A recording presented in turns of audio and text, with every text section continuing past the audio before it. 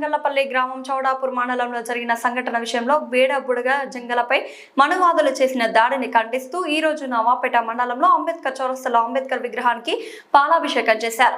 Navapeta police station ముందు ధర్నా నిర్వహించారు.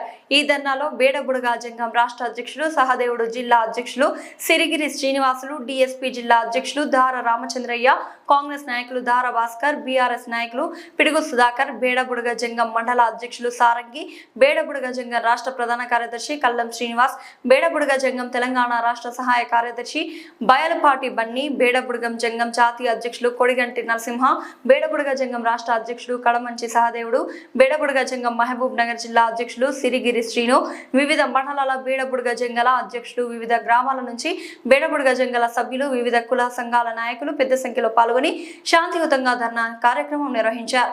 ఈ కార్యక్రమంలో నేరస్తులను వెంటనే అరెస్ట్ చేసి చట్టపరమైనటువంటి చర్యలు చేపట్టి కఠిన చర్యలు తీసుకొని కఠినమైన శిక్షలు అమలు పరచాలని, ఎస్సీ ఎస్టీ అట్రాసిటీ కేసు నమోదు చేసి నేరస్తులను కఠినంగా శిక్షించాలని, ఇటువంటి చర్యలకు మనువాద దుర్మార్గులు ఇక ముందు మళ్లీ పునరావృతం కాకుండా పోలీసు వారు గట్టి చర్యలు తీసుకొని బాధితులకు న్యాయం చేయగలని కోరారు. బాధితులను న్యాయం జరిగే వరకు మేము పెద్ద మొత్తంలో అన్ని కుల సంఘాలను కలుపుకొని పెద్ద సంఖ్యలో పోరాటాలు చేస్తామని హెచ్చరించారు. ధర్నాలో డిఎస్పీ ఫోన్లో మాట్లాడి రాష్ట్ర అధ్యక్షులు మాట్లాడుతూ, మీకు జరిగిన అన్యాయానికి మేము మా డిపార్ట్మెంట్ తరఫున మీకు న్యాయం జరిగే విధంగా చర్యలు తీసుకుంటామని, నిందితులను వెంటనే జైల్లో వేస్తామని, నిందితులకు శిక్ష పడే విధంగా చేస్తామని హామీ ఇచ్చారని, ఇప్పటికీ 8 మందిని జైలుకు పంపడం జరిగిందని, ఇంకా కొంతమంది పరారీలో ఉన్నవారిని కూడా పట్టుకొని జైలుకు పంపిస్తామని తెలిపారు. జరిగినటువంటి సంఘటనను ప్రతి ఒక్కరూ మానవతావాదులందరూ కూడా దీన్ని మద్దతు తెలపవలసిందిగా కోరుతూ ఈ అవకాశం ఇచ్చి నన్ను మాట్లాడి ఈ యొక్క ధర్నాకు ఇన్వైట్ చేసినటువంటి బేడబుడగ జంగం నాయకులందరూ కూడా కృతజ్ఞతలు తెలియజేస్తూ ముగిస్తున్నా. Thank you.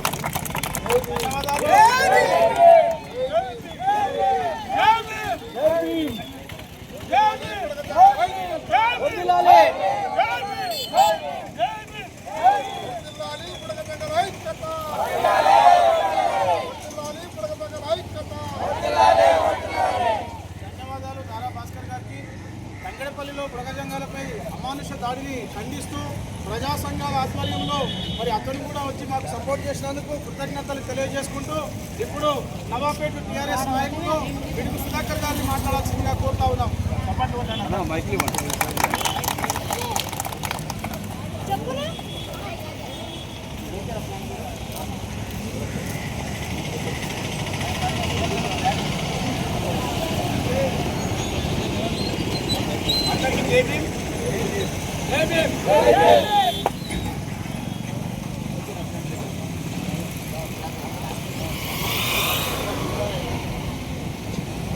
ఈరోజు ఎందుకు రోడ్డు మీదకి రావాల్సి వచ్చింది ఇంతమంది అనేది అందరూ ప్రత్యేకంగా తెలుసుకోవాల్సిన విషయం ఏంటంటే, ఈ అబ్బాయిని చూస్తే ఆ నేరస్తులు ఎవరైతే ఉన్నారో, దుండుగలు ఎవరైతే ఉన్నారో, దుర్మార్గులు ఎవరైతే ఉన్నారో వాళ్ళ ఇందులో లేరా ఇటువంటి పిల్లగాడు?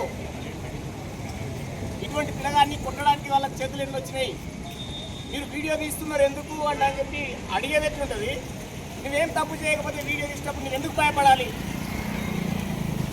వాళ్ళ తండ్రిని కానీ వాళ్ళ ఇంట్లో కానీ ఎవరైనా దౌర్జన్యంగా వచ్చి దాడి చేస్తుంటే వీడియో తీయడం తప్ప? దానికి ఆ వీడియో తీసే స్వేచ్ఛ లేదా, హక్కు లేదా? ఈ చిన్న అబ్బాయిని పట్టుకొని కొట్టడానికి ఎలా మనసొప్పింది?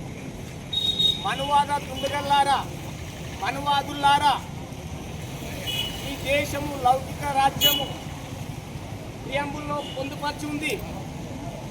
లౌకిక రాజ్యం ఇది. ఎవరిష్టం వచ్చినట్టు వాళ్ళు బ్రతకొచ్చు, కానీ ఎవరికి హాని తలపెట్టకుండా ఎవరిష్టం వచ్చినట్టు వాళ్ళు ప్రార్థన చేసుకోవచ్చు. ఎవరికి ఇబ్బంది కలగకుండా ఎవరి ప్రార్థన వాళ్ళు చేసుకునే క్రమంలో మీకేంటి అక్కడ పని? మనువాద గుండల్లారా, ఇంకొకసారి హెచ్చరిస్తున్నా, ఈ సందర్భంగా మాతో పెట్టుకోకండి. సినిమా గుర్తుందా? ఒకటి మాతో పెట్టుకోకుండా అదే డైలాగ్ ఇప్పుడు చెప్తున్నా. మాతో పెట్టుకోకండి మనువాద గుండల్లారా, ఖబర్దార్ ఖబర్దార్ మనువాద గుండల్లారా చెప్తున్నా. ఈరోజు స్టెప్ స్టార్ట్ అయింది, స్టెప్ తీసుకున్నారు. ఒకరిద్దరు కాదు, ఒక పిలుపుతో ఇంతమంది వచ్చిర్రు. మీకు నిజంగానే దమ్ము ధైర్యం ఉంటే చర్చలు పెట్టండి. ఒక దాన ఏందో మాట్లాడుకుందాం. వాళ్ళు లేక ఊరికి వచ్చి హైదరాబాద్లో ఉండేటోళ్ళు ఒక పెళ్లి ప్రోగ్రాం చూసుకొని వచ్చి బంధుమిత్రులతోటి ఒక ఆనందంగా వాళ్ళ ఇంట్లో గడుపుకునే స్వేచ్ఛ లేదా? స్వతంత్రం వచ్చి 80 సంవత్సరాలు అవుతుంది. ఏం నేర్చుకుంటున్నారు మీరు? సమాజానికి ఏం మెసేజ్ ఇస్తున్నారు? ఆలోచించండి. మనువాద గుండల్లారంటున్నా. మనువాదులు వేరు, మనువాదుల్లో గుండెలు తయారవుతున్నారు. ఏంటి, ఎవరిచ్చారు మీకు ఆ స్వేచ్ఛ? వేరే వాళ్ళ స్వేచ్ఛను భంగం కలిగించడానికి మీకు ఎక్కడుంది? ఎక్కడన్నా హక్కులు ఉన్నాయా? ఏం నెపంతో వాళ్ళని ఆ రకంగా చేయడం? మీకు మనసు ఎట్లొప్పింది? అసలు మీరు మనసులేనా? మనసుందా నీకు? ఈ అబ్బాయిని పట్టుకొని కొట్టడానికి ఎట్లా చేతులు వచ్చినాయి? ఒకరిద్దరు కాదంట, 40-50 మంది అంట. ఏం అవసరం నీకు? ఆడపిల్లలు మీ ఇంట్లో లేరా?